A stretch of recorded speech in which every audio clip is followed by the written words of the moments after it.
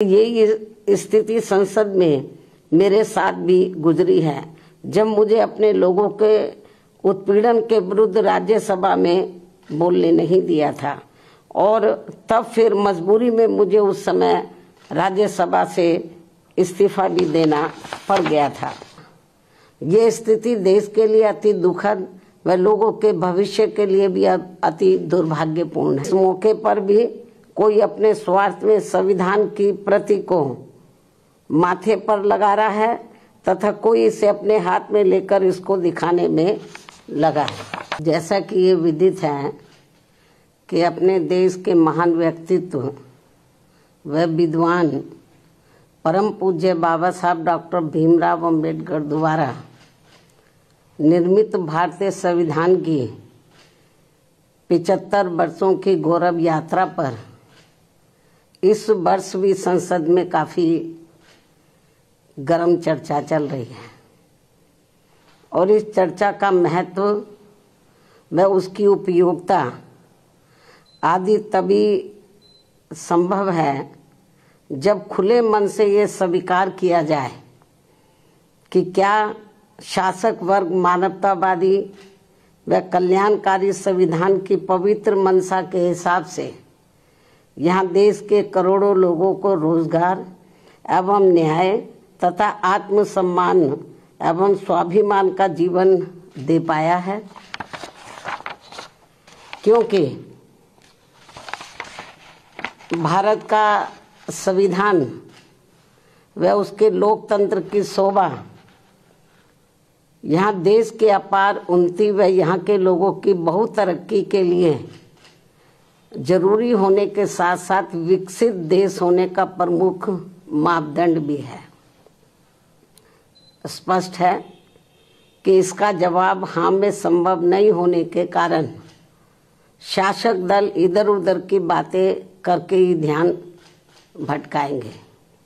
लेकिन ऐसे में ईमानदारी इसी में निहित है कि बड़ा दिल करके ये स्वीकार किया जाए कि देश पर अब तक राज करने वाली पार्टियों ने संविधान पर सही से अमल करने के मामले में अपनी सच्ची निष्ठा, ईमानदारी व देशभक्ति अगर निभाई होती तो फिर अपने देश का हाल आज इतना बदहाल नहीं होता कि यहाँ लगभग 80 करोड़ लोगों को रोजगार के अभाव में अपनी भूख मिटाने के लिए थोड़े से सरकारी अनाज का मोहताज जीवन गुजारने को मजबूर नहीं होना पड़ता,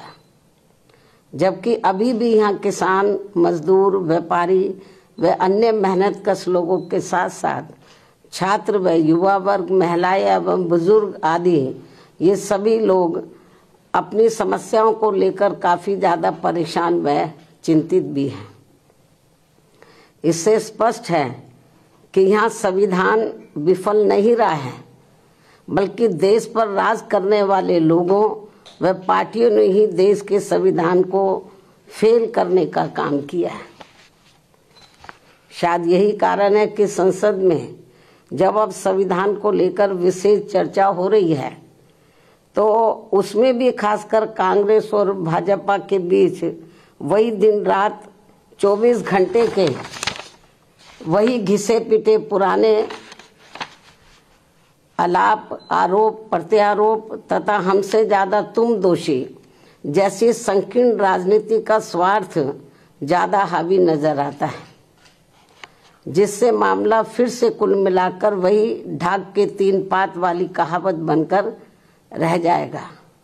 ये स्थिति देश के लिए अति दुखद व लोगों के भविष्य के लिए भी अति दुर्भाग्यपूर्ण है। इसके साथ ही संसद में हो रही इस चर्चा में सत्ता व विपक्ष को सुनकर ऐसा लगता है कि इन्होंने अपने अपने राजनीतिक स्वार्थ में अब संविधान का ही काफी हद तक राजनीतिकरण कर दिया है और इस मौके पर भी कोई अपने स्वार्थ में संविधान की प्रति को माथे पर लगा रहा है तथा कोई इसे अपने हाथ में लेकर इसको दिखाने में लगा है।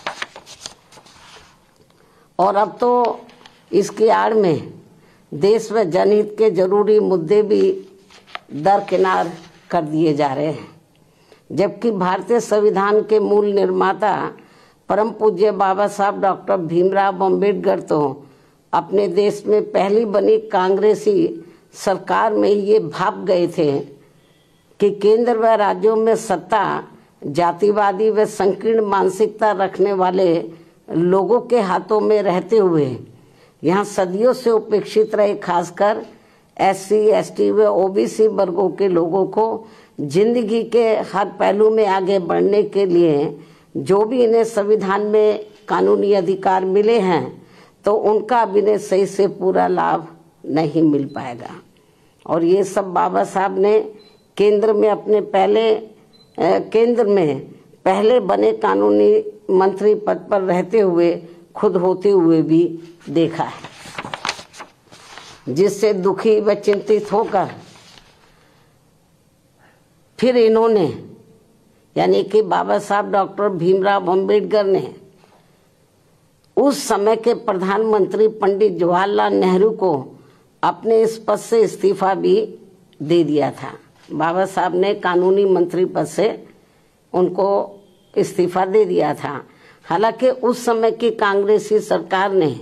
बाबा साहब के इस्तीफा देने के कारणों के बारे में इनको संसद में बोलने तक भी नहीं दिया था। तब फिर इनको मजबूरी में इस संदर्भ में अपनी बात मीडिया में ही रखनी पड़ी थी, जिससे उस समय संविधान व इन वर्गों के प्रति भी कांग्रेस का असली चेहरा खुलकर सामने आ गया था।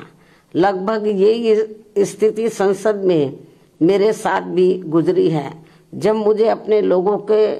उत्पीड़न के विरुद्ध राज्यसभा में बोलने नहीं दिया था और तब फिर मजबूरी में मुझे उस समय राज्यसभा से इस्तीफा भी देना पड़ गया था। इसके साथ ही बाबा साहब के देहांत होने के बाद भी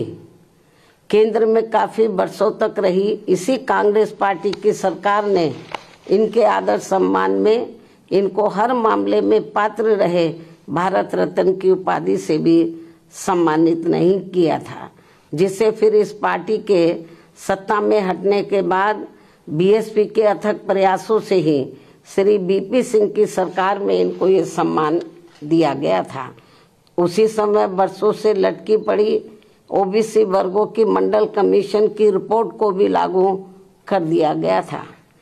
जिसे कांग्रेस पार्टी ने लागू नहीं किया था। इसको लटका के रखा था, जबरन लटका के रखा था, क्योंकि इनकी मानसिकता सही नहीं थी कांग्रेस की। ये लोग नहीं चाहते थे कि पिछड़े वर्ग के लोगों को भी आरक्षण का पूरा लाभ मिले। इतना ही नहीं बल्कि बाबा साहब की मूवमेंट को आगे बढ़ाने वाले BSP के जन्मदाता एवं संस्थापक मान्यवर श्री कांशीराम जी के देहांत होने पर भी केंद्र में रही इसी कांग्रेस पार्टी की सरकार ने इनके सम्मान में एक दिन का भी राष्ट्रीय शोक घोषित नहीं किया था। ये है भारतीय संविधान के प्रति व इन वर्गों के प्रति भी कांग्रेस पार्टी का असली चाल चरित्र व चेहरा, जो अब ये पार्टी इन वर्गों के वोटों की खातिर इन्हें गुमराह करने में कोई कसर नहीं छोड़ रही है। और अब इस पार्टी के ही नक्शे कदम पर BJP व अन्य विरोधी पार्टियां भी चल रही हैं, जो किसी से छिपा नहीं है। इतना ही नहीं बल्कि बाबा साहब ने अपने कानून मंत्री पद से इस्तीफा देने के बाद उस समय अपने इन वर्गों के लोगों को ये भी कहा था, यदि इन वर्गों के लोगों को वास्तव में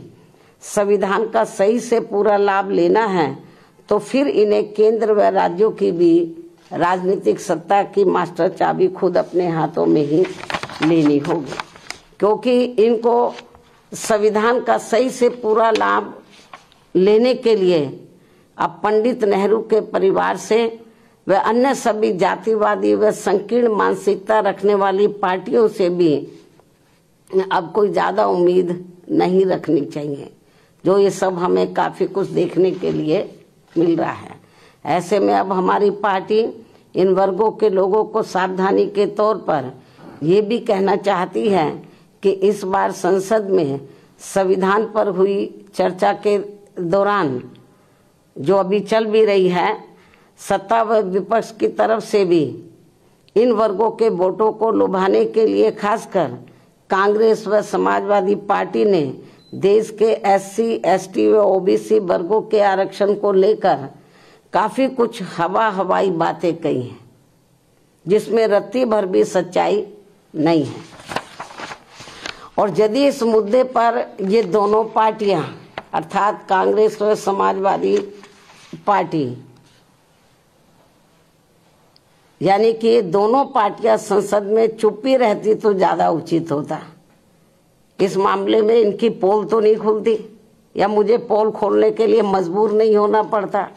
क्योंकि केंद्र में रही कांग्रेस पार्टी की सरकार के समय में व इसी पार्टी की मिली भगत से समाजवादी पार्टी ने SC, ST वर्गों का पदोन्नति में आरक्षण संबंधी संवैधानिक संशोधन विधेयक का काफी डटकर विरोध किया था तथा इस बिल को समाजवादी पार्टी ने संसद में ही फाड़कर इसको फेंक दिया था, जिस बिल को लाने के लिए हमारी पार्टी को काफी कड़ा संघर्ष भी करना पड़ा था,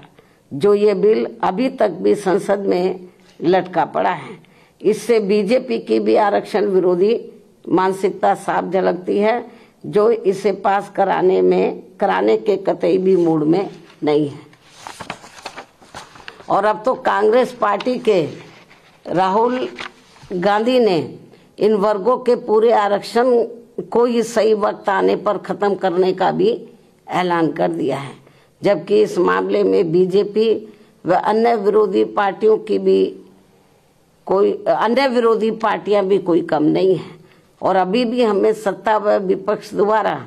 आरक्षण को निष्प्रभावी बनाने व इसे खत्म करने के लिए इन सब की सोच लगभग एक जैसी ही देखने को मिलती है। इतना ही नहीं, बल्कि अब तो ये पार्टियां अंदर आपस में मिलकर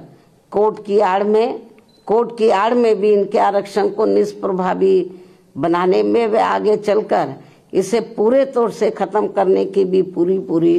कोशिश में लगी हुई है, जिनसे इन वर्गों के लोगों को हमेशा सावधान रहना है, क्योंकि इसके अनेकों उदाहरण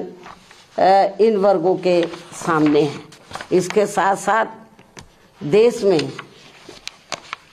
सर्व समाज में से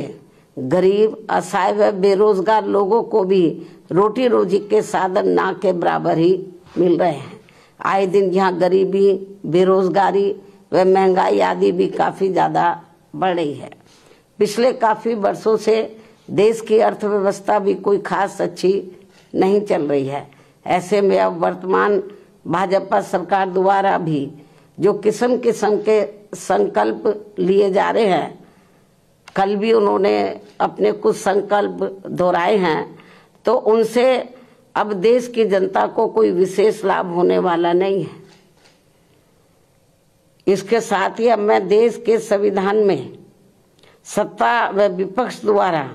अब तक किए गए असंख्य संशोधनों के संदर्भ में भी ये कहना चाहूंगी कि यदि सरकार द्वारा संविधान में संशोधन अपनी पार्टी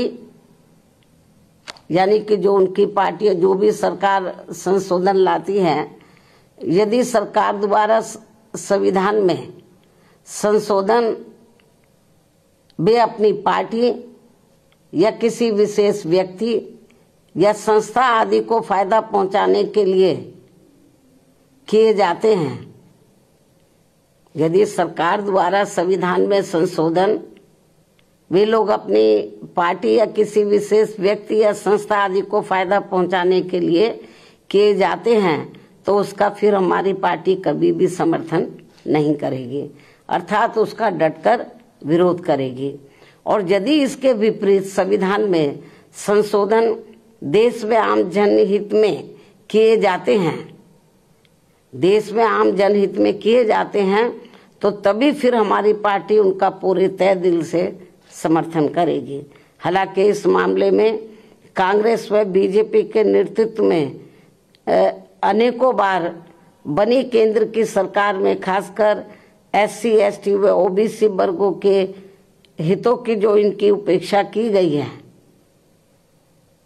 जिसके अनेकों उदाहरण हमारे सामने हैं। ये अति दुख की बात है। इसमें इनकी इन वर्गों के प्रति हीन व जातिवादी मानसिकता भी साफ झलकती है, जो अब ये आगे नहीं होना चाहिए। और इनके ऐसे जो भी मामले अभी तक भी लटके पड़े हैं, उन्हें जल्दी संसद में लाकर पास भी कराना चाहिए। इसके साथ ही इन वर्गों के आरक्षण को निष्प्रभावी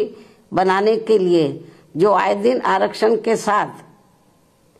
छेड़छाड़ की जा रही है, तो उन पर भी रोक लगाने के लिए इसे संविधान की 9वीं अनुसूची में जरूर डालना चाहिए।